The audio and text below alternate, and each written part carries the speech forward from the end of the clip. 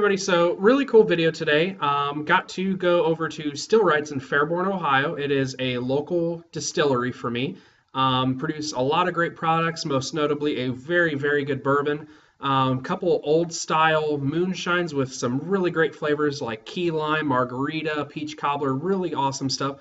They do have a silver rum right now and a couple ideas in the future like a spiced rum that I did get to try. It's very, very good.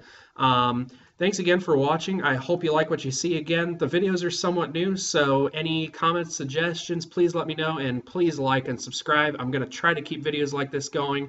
Other spirit reviews, maybe some more distillery tours, and maybe some behind the scenes and some cocktail recipes. So stay tuned, keep watching, and again, enjoy, and thank you for watching.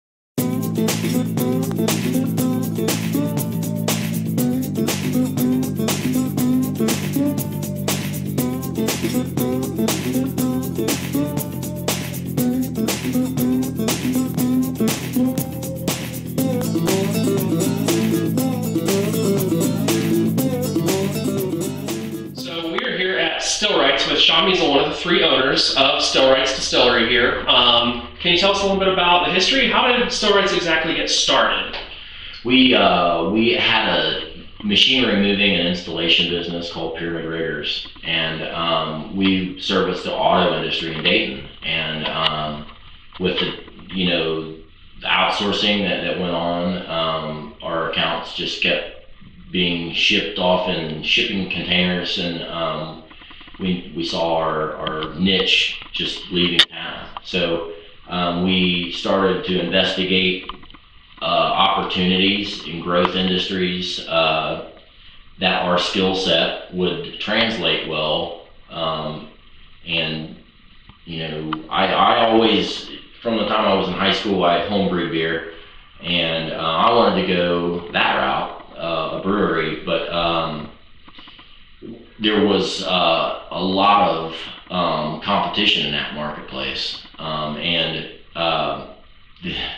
they make really good beer. So we started looking into micro distilleries, and in our state, the number of distilleries was relatively small.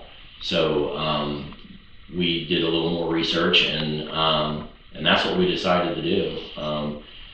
We started to accumulate pumps and components to help facilitate the facility aspect of it, the equipment that we would need, and it just started to solidify into what we have. So what did you start with originally? Obviously we have your moonshine and your bourbon and your rum products. Was there a product that you started with that you worked into first in the business? How did we start out?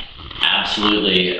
We started off with bourbon, and we did that because it needed to age in oak. So we got started there because we knew that would take the longest amount of time.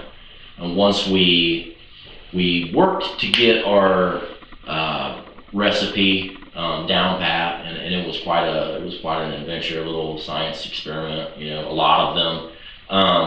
I can't remember. I think we did 47 experimental batches before we finally agreed on what yeast, what grain bill, and then at that point we started working on our rum, and while we were doing full production of bourbon, and did experimental batches of rum, and then none of the three of us are rum drinkers, so we didn't have a good flavor that we liked, but it was good rum. So we got a little bit of outside help in that product, and we're really happy with what we've made.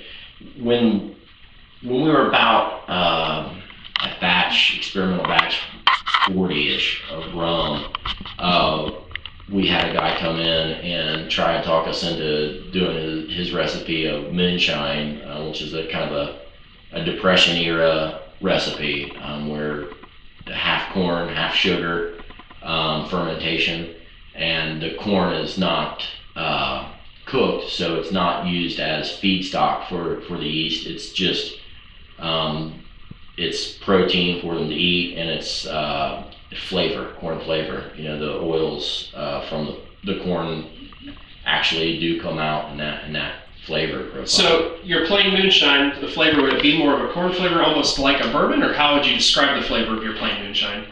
Sugar shine. It's corny and sugary. You can taste both. Gotcha. Get busy and walk off, and it like foams over like a overfilled beer or something, you know. So what exactly is in that pot? This is mash and water at a 2-to-1 ratio, and then we rehydrate the yeast in this, and it's got it's the right temperature and really the perfect environment for the yeast, and they're creating the bubbles that you're seeing, you know, CO2, and it's an oxygenated environment. So when their environment has an abundance of oxygen, they reproduce. So they're in a reproductive cycle, big time. It goes in there and they just with I think 1,100 grams of yeast will produce enough to ferment this whole tote. All right, so obviously we've gone over your moonshine. Talk about your bourbon. So obviously it's an award-winning bourbon, and today we were actually watching batch bottle number batch 2. So what exactly is your bourbon like? How did it start? What are your flavors like that you're getting out of your bourbon? Well, it's a wheated bourbon, and it brings across a nice maple syrup nose, and it's young. It's 2 years in a 15-gallon barrel. Okay. So and it's a number 3 char. So there's a decent amount of oakiness, and it's complex for being that young, and it'll get better. The batch that we're bottling today is 2, and it's better than batch 1, and it'll continue to get better until about batch 6, and then that's when we really started to get our standard operating procedure ironed out. Gotcha. So in regards to, though, obviously you said you're up to batch 6, things are going to change. How many batches have you barreled completely so far? How many? Oh my gosh, I think we're at batch 69. Wow, so we already have that much sitting back there in the rick house that you showed me earlier. Okay. And then, so right now you're in the 15-gallon barrels. When will we start to see the larger barrels get bottled? Well, the thirstier people get, the sooner we'll get to those. I mean, literally, we have to sell through what we produce. So we'll pull it out of barrels just in time to, you know, filter it, proof it down, and bottle it. Okay. And then right now, so obviously you're 2 years. Will the larger barrels will be aging them longer? Will we get more flavor out of the wood that's in the barrel? Absolutely. Okay.